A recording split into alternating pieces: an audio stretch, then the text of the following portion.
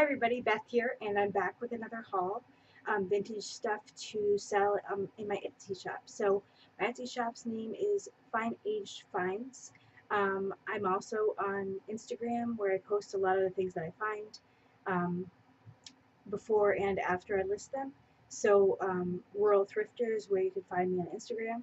And if you're new here, this is a channel all about working from home as a parent, and I do a few different things to earn money that I reinvest the money in back and forth. And yeah, they're things that I enjoy doing. So I sell vintage stuff on Etsy, and I have a cake decorating business. I also sell things on Amazon FBA, mostly used books. I've cut back a little bit on that just because I've been focusing more on my cake business. It's been really busy lately, especially with the holidays. So that's what I like about having more than one thing. I can make my own schedule and I can kind of cut back on something if I need to, or I'm burned out or anything like that. So I have another haul. I've done a few hauls. I'm trying to build up the inventory in my Etsy shop. Right now I'm about 50 listings, and I know that I've heard you have pretty consistent sales depending on your prices and your items, around 100 listings. So plus, even though the fun part is finding things and researching, my husband's going to kill me if I bring any more vintage stuff in um, and I don't list it, which is understandable, although things are pretty cheap. So, okay, so I'll start with vintage fabric. I got this in a thrift store, and the first thing is this little penguin, just super cute, and it's raised, so it's like this. I don't know what that would be. It's just a different texture, but it's raised, different from the fabric. So this is quite a bit of fabric. I looked it up. This penguin's name is Chili Willy, and he's from the 80s. So I don't know if somebody would want to make curtains out of it, a quilt, something, but yeah, he's pretty cute. I think I got that for like 25 cents. Okay, next. This, I believe, is from the 80s. I need to do more research. Well, I've done a lot of research, and I'm just having a hard time. I got it for 50 cents, and it's all of these cuts of fabric that are made into a book, a cloth book. So, oops, there's quite a few. So there's, this one's cute. How to tie my shoes. I'm not sure if that's its own little book. I need to, hopefully I can find this exact pattern, but yeah, maybe, especially that it's the fact that it's not put together yet, maybe that'll appeal to people that they can do it with their kids, or maybe they did it as a kid. I'm not really sure, but I don't know if I mentioned, my mom said this is from the 80s probably, because I cannot find a date anywhere, but I need to iron those and then I'll list them. Okay, next, I am so excited to find some salt and pepper shakers. They are so adorable, and I hope I find more. These are little pigs, and one sits on top of the other, the salt on top of the pepper, and it's almost like there's a loose piece or something. Oh, the little stoppers in this one. Well, that's not very helpful. And in this one. Okay. Wow. That doesn't do any good. Maybe I can somehow fish that out of there. Challenges of vintage things. I got these for pennies, and they're super cute. So especially if somebody had like a farmhouse theme in their kitchen, they would be perfect. All this stuff I haven't listed yet, so just so you know. I found a couple Buddha things at the same place. So here's a Buddha incense burner. It says Royal Hawaiian, but the ones I found online don't say that. And it says Japan. So he's obviously very happy, and I'm sure someone will love him. He does have this, again, I just mentioned in my other video, I don't know what that's called. Crazing, that's what, I'm making that up, I guess. I've heard people use that term, so I'm thinking that makes sense to me. It's not flea bites that I would think, so if you know what that's called, let me know. But because this isn't like a functional item where it's going to be holding weight or anything, I think that it'll do okay. It's all right to have that.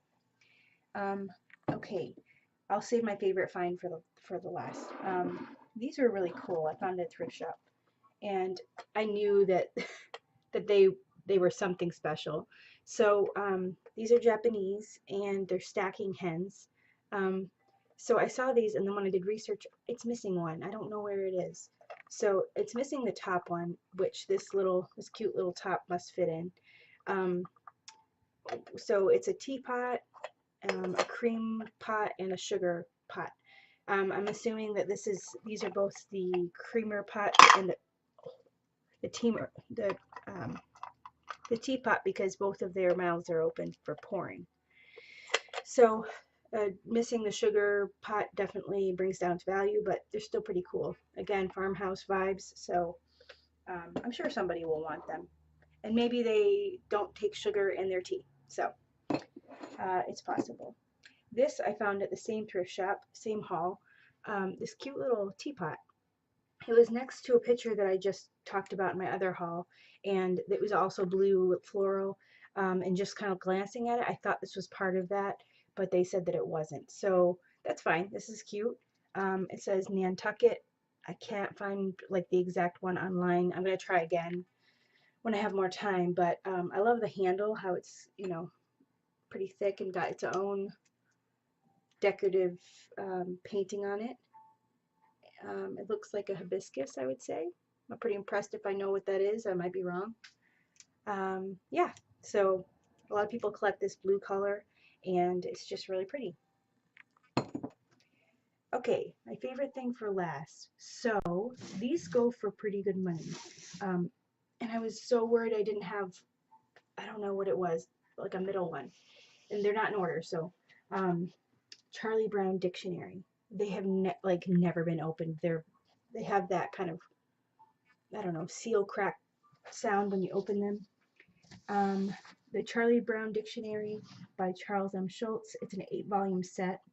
600 pictures in full color, 2,500 words defined, 50 U.S. maps. Okay.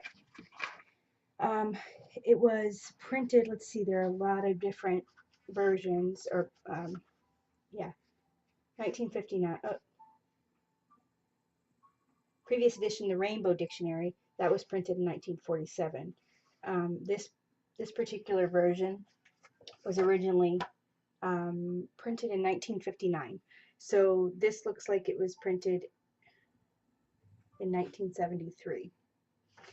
Anyway, so here is I'll show you. Let me get into the book a little more. Yeah, so a lot of people are a big fan of Charlie Brown, and I know my husband and I are trying to get our son into Charlie Brown because it's just such a fun show. He still thinks that Snoopy's name is Snoopy, but I'm not going to correct him because it's adorable. So we'll see how long that lasts. Anyway, those are going for $50, $60 on Etsy and eBay. And I think it's a pretty good haul. It's definitely unique stuff, and I'm looking forward to getting them listed. I am excited that I found some fabric because I know that it goes for quite a bit of money, and usually it's really cheap to find, easy to ship, and yeah, I think I got some unique prints here. So definitely go find me on Fine Aged Finds. If you're new here, thank you so much for tuning in. I hope that you'll stick around by subscribing. And if you're not new here, thank you so much for the following. I'm up to 182 subscribers. I started at 15 a few months ago, so definitely happy about the growth. And I'm hoping that that this kind of content appeals to people.